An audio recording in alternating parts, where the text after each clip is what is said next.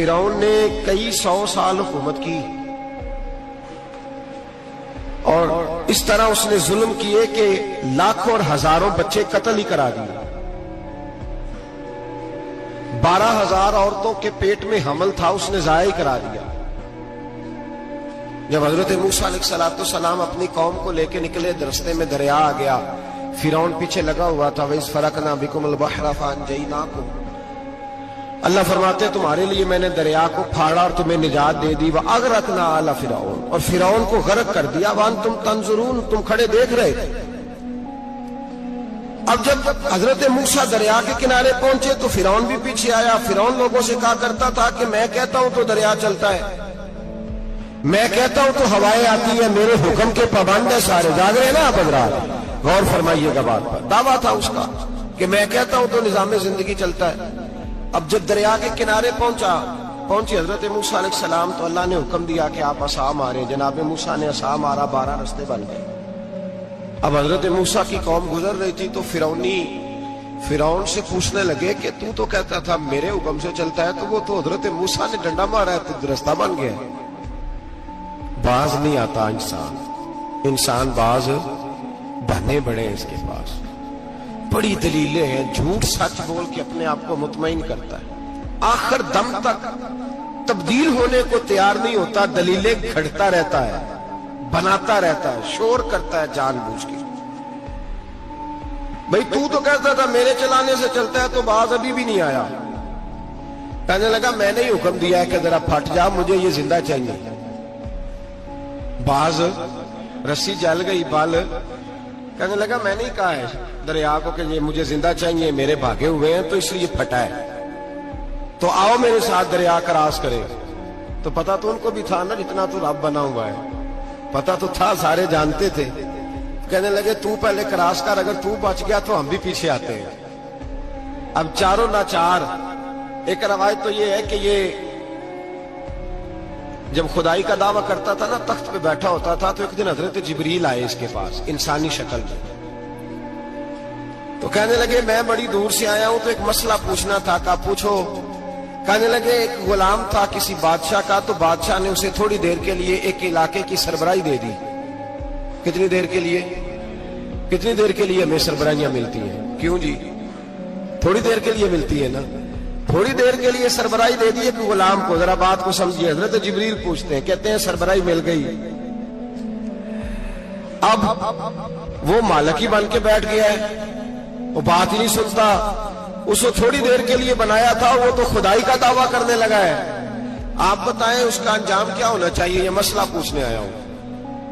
تو فرعون کہنے لگا اس کا انجام یہ ہے کہ اسے پانی میں غوطے دے دے کے مار دے. انجام کیا ہے؟ بولیے کیا انجام ہے جی؟ پانی میں. اللہ اکبر, اپنی سزا تجویز کر رہا ہے. اس کی سزا کہ اسے پانی میں غوطے دے دے کے مارو ظالم کو. اسے تھوڑی دیر کے لیے بنایا تھا اور وہ چھائی گیا ہے, قبضہ ہی کر گیا ہے. حضرت جبریل کہنے لگے جی آپ لکھ کے دے دیں گے؟ کہنے لگا لاؤ لکھ دیتے ہیں. لکھوا لیا. جناب جبریل رکا لے کے تشریف لے گئے. اب جب فرعون دریا میں آیا نا تو اللہ نے حکم دیا مل جا. جب دریا ملا چیخنے لگا تو حضرت جبریل آئے, کہنے لگے تیرا ہی فتویٰ ہے, یہ تیری سزا ہی ہے نا. ہم بھی بڑی سزائیں تجویز کرتے ہیں. یہ جھوٹا ہے جی, اس کا تو فلانا علاج ہونا چاہیے. تو اگر تو جھوٹ بولے تو یہ فلانا بڑا جاور ہے جی, اس کے ساتھ اس طرح ہونا چاہیے. تو اگر تو یہ کام کرے تو جو سزا تو لوگوں کے لیے تجویز کر رہا ہے تو اپنے بارے میں بھی سوچ. اب جب غوطے آئے نا, آخری وقت دیکھا وہ فرعون جو کہتا تھا میری مرضی سے دریا چلتا ہے. علامہ ساوی نے تفسیر ساوی میں لکھا ہے, تڑپ کے رونے لگا.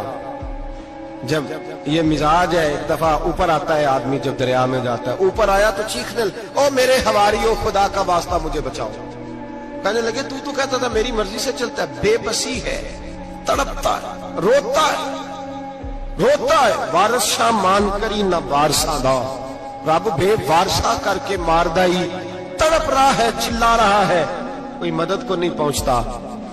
اب جب آخری غوطہ آیا تو کہنے لگا آمنا بے رب موسیٰ و ہارون, میں موسیٰ کے رب کو بھی مان گیا, ہارون کے رب کو بھی. اللہ نے فرمایا نہیں, اب تیرا ماننا قابل قبول اس وقت ماننا تھا جب تجھے مہلت دی تھی، جب تو جوان تھا۔ بڑھاپا آتا ہے، بیماری آتی ہے، جوان آدمی بیماری کا شکار ہوتا ہے تو کہتا ہے یا اللہ ایک دفعہ صحیح کر دے، میں ساری پڑھا کروں گا، ایک دفعہ ٹھیک کر دے، میں مسجد میں رہوں گا، میں اگلے سال اعتکاف بھی کروں گا، میں ساری تراویحیں پڑھوں گا۔ تو اس وقت پڑھنی تھی جب تجھے مہلت دی تھی، اس وقت پڑھنا تھا جب اللہ نے تجھے آسانی دی، زندگی دی۔ اگلا وقت یہ حال ایک کا نہیں ہوا، نمرود کو دیکھ لیں، حضرت ابراہیم علیہ السلام کو کہتا تھا میں رب ہوں، آپ نے فرمایا رب تو وہ ہے جو زندہ کرتا اور مارتا ہے۔ ایک موت کا قیدی بلایا، کہنے لگا ہاں بھائی کتنے دن رہ گئے تھے پھانسی میں؟ کہنے لگا جی پرسوں ہونی تھی، کہا جا تجھے آزاد کیا، لو میں بھی زندگی دیتا ہوں۔ ایک بے گناہ آدمی کو پکڑ کے قتل کر دیا، کہتا میں بھی مارتا ہوں۔ حضرت ابراہیم علیہ السلام کہنے لگے تو بیوقوفوں جیسی دلیلیں دے رہا ہے، چل اس طرح کر، میرا رب سورج مشرق سے نکالتا ہے، تو اگر رب ہے تو مغرب سے نکال کے دکھا۔ اب دلیل کا جواب کوئی نہیں تھا تو کہنے لگا پکڑو اور آگ میں ڈال دو۔ اللہ کے نبی کو آگ میں ڈالنے والا، یہاں ایک مچھر بیٹھا ہے، 400 سال حکومت کی اور خدائی کا دعویٰ کیا، یہاں مچھر بیٹھا تھا، چھینک آئی تو مچھر اندر چلا گیا۔ پہلے دربار کا ادب یہ تھا کہ جو آئے سجدہ کرے، اب اس کے سر پہ کوئی چیز مارتا تھا تو اسے سکون ہوتا تھا، مچھر تھوڑی دیر کے لیے اس کا دماغ چھوڑتا تھا۔ او بھائی یہ اس دھرتی پہ اللہ نے لوگوں کو نظارے دکھائے اور ہمیں سمجھانے کے لیے دکھائے، ہمیں تفکر کی، غور کی دعوت دی کہ دیکھ لینا، اپنے عمل کو پرکھنا۔ تمہارے عمل حضرت موسیٰ کے فرما برداروں جیسے ہیں، جناب ابراہیم کے فرما برداروں جیسے ہیں، یا بن کے بیٹھ گئے ہو؟ اب دربار کا ادب یہ ہے، بے بسی کا یہ حال ہے کہ جوتے لٹکتے ہیں دربار میں، جو آتا ہے جوتا کھینچتا ہے، اور ادب یہ ہے کہ 10 جوتے نمرود کے سر پہ مارو، اور 400 سال جوتے لگتے رہے۔ روتا تھا، جو آدمی آتا تھا منتیں کرتا تھا، کہتا تھا کہیں سے کوئی دوائی مل جائے گی۔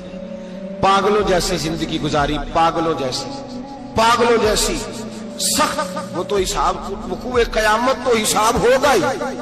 یہاں لوگ پاگل ہو کے مرتے ہیں، معذاللہ نفسیاتی مریض ہو کے مرتے ہیں۔ یہاں آخری وقت اتنا سخت آتا ہے کہ دنیا موت کی دعائیں مانگتی ہے۔ میرے بھائی جب انسان ظلم کرتا ہے تو بھول جاتا ہے کہ شاید مجھے پوچھے گا کوئی نہیں، جب وہ زیادتی کرتا ہے تو بھول جاتا ہے، جب وہ کسی کا حق کھاتا ہے تو وہ کہتا ہے شاید اس کا تو وارث ہی کوئی نہیں جس کو میں لوٹ رہا ہوں۔ لیکن جب اللہ کی پکڑ آتی ہے، حجاج بن یوسف ظالم تھا، اس نے اچھے کام بھی کیے تھے۔ قرآن پاک پر زیر زبر آراب حجاج بن یوسف نے لگوایا۔ محمد بن قاسم کو ہندوستان سندھ کے علاقے فتح کرنے بھی حجاج بن یوسف نے بھیجا تھا۔ ساری خوبیاں اپنی جگہ پر، ظالم بہت بڑا تھا۔ کسی آدمی نے اس کے سامنے کونے کی طرف منہ کر کے ساتھ والے سے بات کر لی تو کہنے لگا میرے خلاف کیا، اس کو لے جاؤ، 2 ٹکڑے کر کے واپس لے آؤ۔ توتی بولتا ہے نا، اقتدار، جب کسی کے ہاتھ اقتدار ہوتا ہے نا، وہ چاہے ایک گھر کا ہی کیوں نہ ہو، وہ 10 بندے فیکٹری میں کام کرتے ہیں اور جو ان کا مالک ہوتا ہے وہ کہتا میں مالک ہوں، مجھے مانو۔ جب تو صاحب اقتدار ہوتا ہے نا، جب تو سسر بن کے بیٹھتا ہے اور کسی غریب گھر کی بہو آتی ہے 2-4 تو کہتا میرا اقتدار ہونا چاہیے، جب میں کھانسنے لگوں تو ہر آدمی کے ہاتھ میں ٹشو پیپر ہونا چاہیے، جب میں بولنے لگوں تو بندے ہوئے ہاتھوں سے ہر آدمی جی جی کرتا ہوا کھڑا ہونا چاہیے۔ جس آدمی کا، اور یہ کام بہو بھی کرتی ہے کئی دفعہ، وہ بھی کہتی ہے کہ تمہیں پتا نہیں میں کتنا لمبا چوڑا جہیز لے کے آئی ہوں، جب میں سونے کے لیے اپنے بیڈ روم میں جاؤں تو خبردار بوڑھے بابے کو اجازت نہیں کہ وہ کھانسے۔ اماں کو چاہیے کہ اگر اس کو بڑی سخت پیاس بھی لگی ہے تو میرے سوتے سوتے باورچی خانے میں برتن نہ کھٹکھٹائے۔ جو جہاں بھی جس اسٹیج پہ بھی بیٹھتا ہے وہ کہتا ہے کوئی نہیں مجھے پوچھنے والا، میں مطلق العنان ہوں۔ جوان بوڑھوں کا مذاق اڑاتے ہیں، سمجھتے ہیں شاید کبھی بوڑھے نہیں ہوئے، مذاق اڑاتے ہیں۔ تندرست لوگ بیماروں کا مذاق اڑاتے ہیں، شاید کبھی بیمار نہیں ہوئے۔ حجاج بن یوسف ظالم تھا، ظلم کرتا تھا، زیادتی کرتا تھا۔ حضرت سعید بن جبیر ایک تابعی بزرگ تھے، اتنے بڑے بزرگ تھے کہ ساری رات نماز پڑھتے تھے، سارا سال روزہ رکھتے تھے۔ ایک دن انہوں نے منبر پہ بیٹھ کے کہا کہ حجاج ظلم سے باز آ جائے ورنہ اللہ کی لاٹھی بڑی بے آواز ہے۔ اللہ کی لاٹھی، اس کا کیا مطلب ہوتا ہے؟ اس کا مطلب ہے جب رب کی لاٹھی چلتی ہے تو اس کی آواز جی، اس کا پہلے کوئی پیغام، وہ پہلے اعلان نہیں کرتا کہ تگڑے ہو جاؤ لاٹھی چلنے لگی ہے. لاٹھی چلتی ہے پر اس کی آواز. سمجھ آ رہی ہے میری بات کی؟ جمعۃ الوداع کے لیے تشریف لانے والے احباب خاص غور فرمائیے گا. حجاج بن یوسف کو پتا چلا کہ حضرت سعید بن جبیر نے میرے خلاف بات کی، بلا لیا. کہنے لگا تو نے میرے خلاف بات کی ہے؟ فرمانے لگے کی ہے. کہنے لگا تجھے پتا ہے میں قتل کر دوں گا؟ آپ فرمانے لگے نہ تو زندگی کا مالک ہے نہ موت کا مالک ہے، تو کیسے قتل کر؟ کہنے لگا تجھے پتا ہے میرا؟ فرمایا میں نے تجھے نہیں، میں نے تو کئی شداد، کئی حماد، کئی قارون، کئی فرعون، کئی نمرود دیکھے، کئیوں کی داستانیں سنی. تو کون ہے؟ تو چھوٹا سا ہے. ایک جملہ ہے ملا جلال الدین رومی کا، بڑے درویش تھے، ایک بات کہہ گئے. کہنے لگے نمرود جتنے پیسے نہیں، فرعون جتنی حکومت نہیں، قارون جتنی دولت نہیں، ورنہ فرمانے لگے میرے زمانے میں بھی کئی لوگوں کا خدا بننے کو دل کرتا ہے، کئی لوگوں کا دل کرتا ہے، لیکن نمرود جتنے پیسے، فرعون جتنی طاقت اور قارون جتنی دولت نہیں، ورنہ ہو سکتا ہے لوگ دعویٰ کر جائیں معاذ اللہ ثم معاذ اللہ. یہ آج سے کئی سو سال پہلے وہ کہہ رہے ہیں. آج تو حالات بڑے ابتر ہیں، اس کی نسبت خطرناک. فرمانے لگے حضرت سعید بن جبیر تو زندگی موت کا مالک نہیں. کہنے لگا پکڑو، قتل کرو اسے، لے جاؤ. جب پکڑ کر کھینچ کر لے جا رہے تھے نا تو حضرت سعید بن جبیر مسکرانے لگے. اب ظالم کے سامنے مسکرائے تو اس کو بڑا غصہ آیا، یہ میرا مذاق اڑاتا ہے. بلا لیا، ادھر آؤ، کیوں مسکرا رہے ہو، کیا ہوا؟ تو حضرت سعید بن جبیر کہنے لگے میں مسکرا رہا ہوں تیری بیوقوفی پر اور اپنے اللہ کی دی ہوئی ڈھیل پر. میں مسکرا رہا ہوں کہ یا اللہ کیا بات ہے، کیا تیرا شان ہے، کیسے لوگوں کو ڈھیل دی ہوئی ہے. میں مسکرا رہا ہوں تیری بیوقوفی پر کہ تو سمجھتا ہے شاید مجھے پوچھنے والا کوئی نہیں. کہنے لگا اس کو باہر نہ لے جاؤ، میرے سامنے قتل کرو. ٹھیک ہے جی.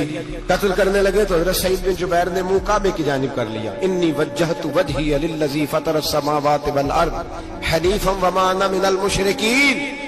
جب آپ نے یہ آیتیں پڑھی نا کہ میں نے منہ کر لیا ہے اپنے رب کی جانب، کرو مجھے قتل. کہنے لگا نہیں نہیں، اس کا منہ پھیرو، کعبے کی طرف ہو کے قتل نہ ہو. ہے ظالم پر پاگل ہو گیا ہے. حضرت سعید بن جبیر کے حوصلے نے شکست دے دی، ناکام ہو گیا، مخبوط الحواس ہو. کہنے لگا اس کا منہ پھیر دو. جب کعبے سے پھیرا تو آپ فرمانے لگے للہ المشرق والمغرب فانما تولى فثم وجه اللہ.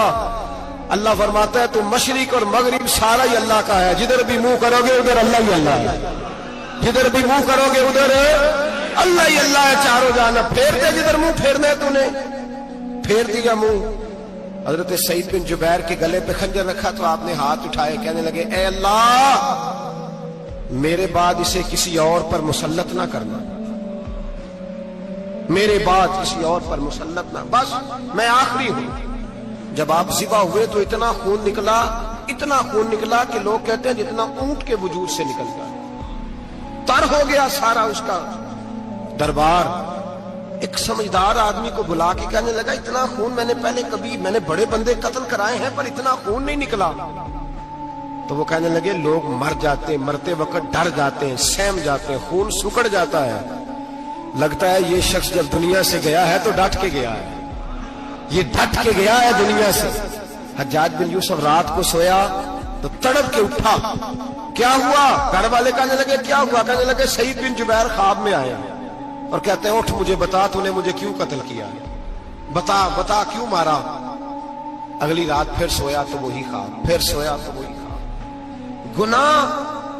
گناہ نفسیاتی مریض بنا دیتا ہے، ظلم تجھے مخبوط الحواس کر دیتا ہے. جب تو زیادتی کرتا ہے تو اللہ فرماتے ہیں کہ میں، تو اللہ کو بھولتا ہے اللہ تجھے اپنا آپ بھلا دیتا ہے. پھر تو بھول جاتا ہے، پھر تو سیدھے رستے پہ چلتا ہے پر بھٹک جاتا ہے، پھر تو صحیح رستوں کا تعین کر کے بھی گمراہ ہوتا ہے، پھر تو روز وہی گاڑی چلاتا ہے پر اب جب تو بریک لگاتا ہے تو نہیں لگتی. جب گناہوں کے ساتھ تو مخبوط الحواس ہوتا ہے تو روز وہ کاروبار کرتا ہے، لیکن جب تیرے گناہ تجھے گھیر لیتے ہیں پھر اسی کاروبار میں تو نقصان اٹھاتا ہے. حجاج بن یوسف تڑپتا ہے, روتا ہے, یہاں تک کہ بیمار ہو گیا. پیٹ میں درد ہوتی ہے, پتہ نہیں کیا ہوا, تکلیف ہوتی ہے, پتہ نہیں. سارے حکیم, طبیب, ڈاکٹر, کوئی نہ سمجھ سکا کہ بیماری کیا ہے. جو بیماریاں خدائی ہوتی ہیں ان کا لوگوں کو پتا, جو آزمائشیں رب کی جانب سے ہوتی ہیں وہ ڈاکٹروں کے ہتھے نہیں چڑھتی.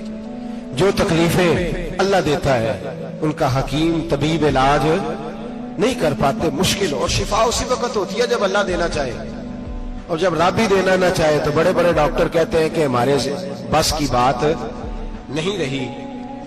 بغداد سے حکیم آئے, پیٹ دیکھا, کہنے لگے نہ تیرے معدے میں کوئی دقت ہے, نہ تیرے جگر میں, نہ کسی اور جگہ, ماجرا کیا ہے؟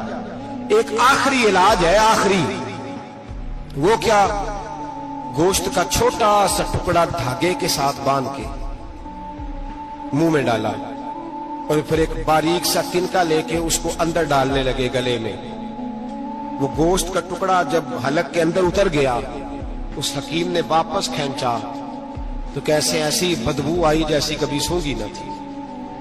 جانور, کیڑے مکوڑے لگے ہوئے باہر نکلے, اور جب دیکھا تو جتنے محل میں لوگ بیٹھے تھے چلاتے ہوئے نکل گئے کہ یہ کیا مصیبتیں ہیں. حکیم بھی اٹھ کے دوڑنے لگا. کہا تجھے کیا ہوا؟ کہنے لگے حجاج تیری بیماری زمینی نہیں, تیری مصیبت زمینی نہیں.